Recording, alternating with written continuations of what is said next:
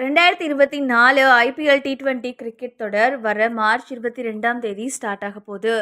அதற்கான முதற்கட்ட அட்டவணையும் ஏற்கனவே வெளியிடப்பட்டிருக்க நிலைமையில, கோப்பையை வின் பண்றதுக்காக எல்லா 10 அணிகளும் தயாராகியிருக்காங்க.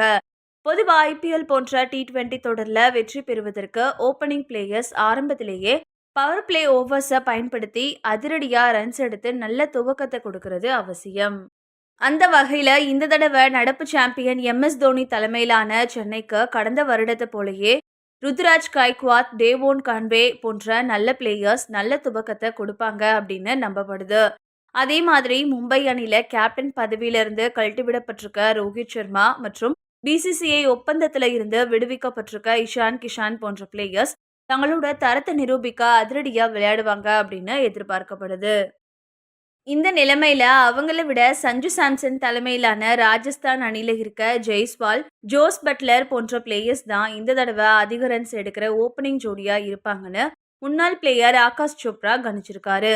குறிப்பா தற்போதைய இங்கிலாந்து தொடர்ல 655 ரன்ஸ் எடுத்து உச்சகட்ட ஃபார்ம்ல இருக்கிற ஜெய்ஸ்வால் தனியாலா 600 ரன்ஸ் அடிப்பார் அப்படின்னு அவர் நம்பிக்கை தெரிவிச்சிருக்காரு. இது பத்தி அவர் தன்னோட யூடியூப் பக்கத்துல என்ன பேசியிருக்காருன்னா, ராஜஸ்தான் அணில யசஸ்வி ஜெய்ஸ்வால் மற்றும் ஜோஸ் பட்லர் போன்ற பிளேயர்ஸ் நல்ல ஓப்பனிங் ஜோடியா இருப்பதா நான் கருதுறேன். சொல்லப்போனா அவங்க நம்பர் 1 ஜோடியா இருப்பாங்க. ஜெய்ஸ்வாலோட தற்போதைய ஃபார்ம் தான் அதை நான் சொல்றதுக்கு முக்கிய காரணம். குறிப்பா ஜெய்ஸ்வால் இந்த சீசன்ல கிட்டத்தட்ட 600 ரன்ஸ் அடிப்பாரு. இப்போ இருக்க தன்னம்பிக்கையோட ஐபிஎல் தொடருக்கு போகும்போது லாஸ்ட் இயரை விட இந்த தடவை அவர் வித்தியாசமான லெவல்ல பேட்டிங் செய்வாரு. லாஸ்ட் இயரை விட இப்போ அவர்கிட்ட நிறைய முதிர்ச்சி இருக்கு.